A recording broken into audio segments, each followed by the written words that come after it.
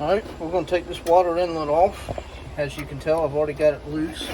There's only two 12mm bolts right there. And then it's got a hose up here that 90s down and connects here. So you can take off either end. I'm going to go ahead and take it off this end so that I get all that out of the way. So just loosen this clamp up, slide it up, and then slide that hose off, and this whole assembly will come out. Alright, got the fuel rail off. There's only 4 6mm bolts, and there's a rubber line here, and then 2 10mm bolts on the attachment point here. This attaches together. You can leave that. You should have already taken your vacuum line off. And below these 6mm bolts that hold the fuel rail on, in between the bottom of this and the block is these plastic washers, one for each one of the 4. So make sure you get those after you pick up your fuel rail. The same 6mm Allen head you need to take your fuel rail off. It's the same 6mm Allen head you're going to need to take the intake off. Alright, now there's 4 of those 6mm Allen heads I was telling you about. The front 2 corners and the rear 2 corners. Now this one on the passenger side rear is always a problem. You see all that stuff coming out of that hole? This one is always a problem. Be careful so you don't break it off. And then there's 4 other studs that stick up with 12mm nuts. 2 there and 2 here. And then you can take off the bottom intake. Alright, there's the bottom of the intake taken off. As you can tell, there's a water line comes out the back of it. This is one of those lines that, if you remember, I cut. And then this one goes over to the heater core. As you can tell, that line's no good, so I just decided to go ahead and take it off here. I didn't cut it there, I just took it off there, and I'll replace that line too. Like I said, all these rubber hoses are most likely going to have to be replaced. I just replace all the rubber hoses anyway, just so I know everything's fresh and I ain't got to worry about going back in there. This thing's got 189,000 miles on it. It's time to give it a new lease on life. Replace all that stuff while you're in there so you don't have to go back into it. Alright. Okay, here we are with the intake off. You can see there's a large galley down below where the intake sits. The intake sits here and here. So there's this cooling line that goes all the way down through, and then this big galley. You see this right here? This is your NOx sensor. This is a huge problem on Xterras. They go bad all the time. I mean, they go bad on a lot of cars, but where this is, it sits in such heat that it does this right here. See how it's cracked? This sensor, I guarantee you, was no good. And nobody was going to do anything about it because you got to take all that off, you know, get all the way down below the bottom of the top 2 intakes to take this off. Now, I do have a video that shows you how to do it without doing that. And basically, you just leave this one right where it's at and just leave it alone. Since we're in here, I'm going to go ahead and take this one out. And that way we'll have the wiring and the harness, and we'll take and plug a new NOx sensor up to the top of the intake like I showed you in my other video. That's where everybody relocates them to. They still work, it turns your check engine light off. So we're going to take that out. Alright, before you take your timing belt off, you need to loosen your camshaft gear bolts. And I had to shove something down in the sprocket to stop mine from turning. They were on that tight. So just so you know, before you take your belt off, you very well may have to put something in there inside the sprocket to stop the cams from turning. And just break your nuts loose or your bolts loose while you got that in. Well, that one might not be all the way loose, but it is loose. So anyway, just that's how you get your camshaft bolts loose. All right, now we're ready to take this head off, and you got these Allen bolts. The head bolts are Allen heads, and they're 10 millimeter.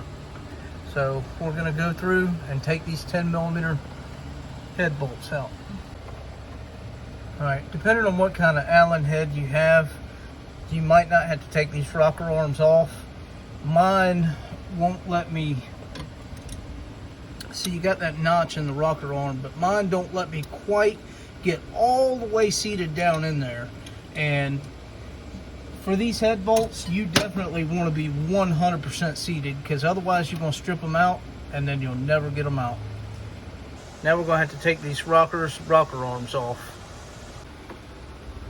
Okay, along with your camshaft bolt, your crankshaft bolt, and your exhaust manifold bolts are also ones you want to soak down in WD-40.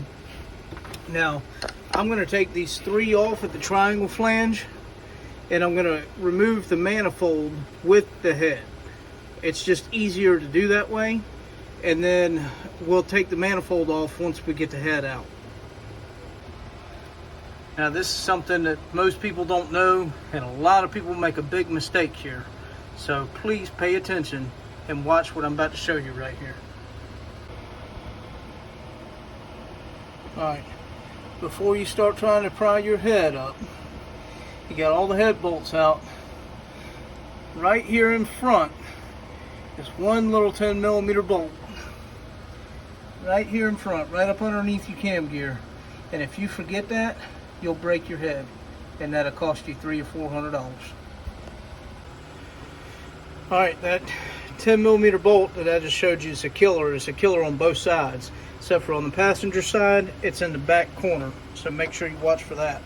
Now right here, you can see I've already pried mine up, but you have just a little bit of the lip sticking out right here and right here when it's all the way down. Just enough to stick your pry bar. You can tell where the gasket was.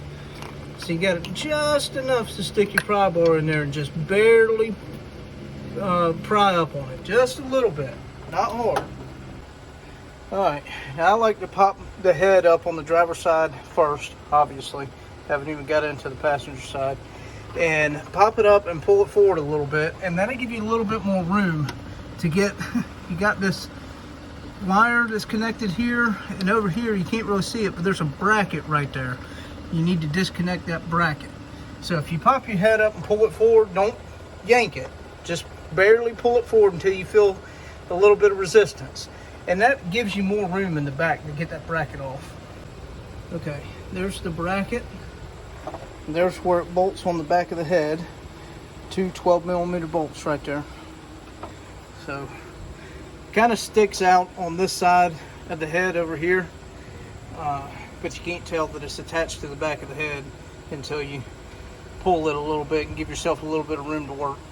Alright, I already started pulling the gasket up a little bit, just a little bit right here, but look at the rest of this thing.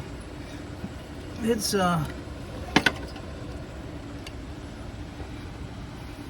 you can tell there was a lot of water getting down in that cylinder right there, washing it out.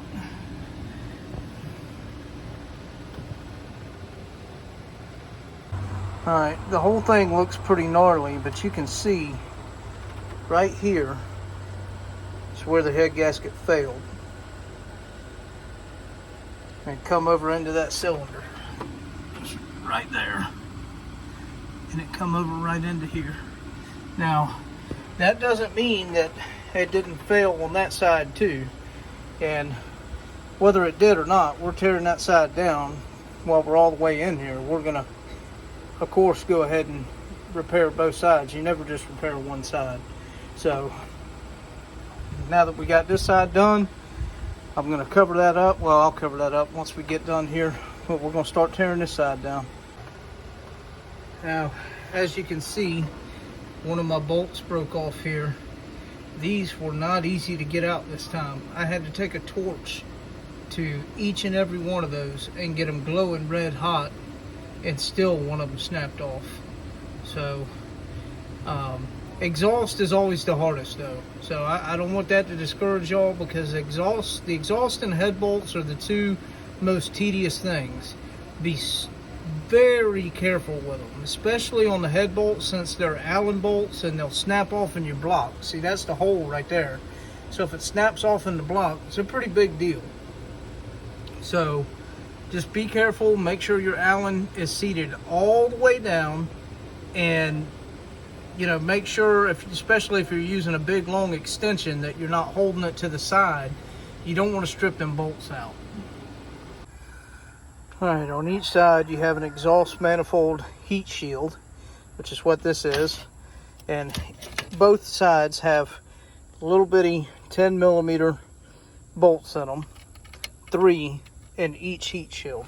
So 3 on the passenger side and 3 on the driver's side. Now, if you're working on one of these like I am that has not been very well maintained, you're going to come across something like this right here, and your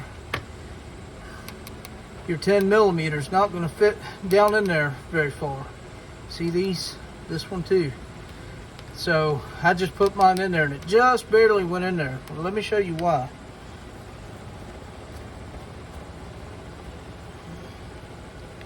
See all that gunk just come out of there? If you'd have tried to take that head bolt out without cleaning all that gunk out, you'd have stripped it slap out. And then you'd have been playing the how the heck do I get this out of the head game. You don't want to play that game. That game sucks. There are no winners. So clean your, look, all of mine down here on the bottom, that was real bad. See that? That's almost slap full. Make sure you clean them things out before you try and take them off. Okay, I always do the driver's side first because it's the easiest. This rascal right here, whew, took me quite a while for a couple of reasons. One is this manifold, as you can tell, has been heated up quite a bit and it's cracked pretty bad.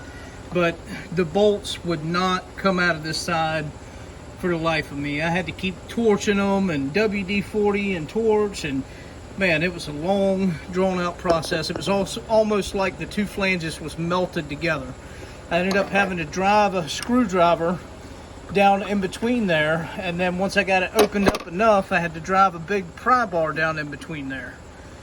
So it was quite a task. Now this all was all cracked before that, and just so y'all know, this is actually pretty common, especially on the passenger side. So if you find it, don't be upset. It's not you know, a special case for you. It's very common. In fact, there's a couple more cracks, as you can see there. The driver's side normally doesn't do that quite as bad, but I didn't check mine because I figured I'd probably just buy new ones anyway.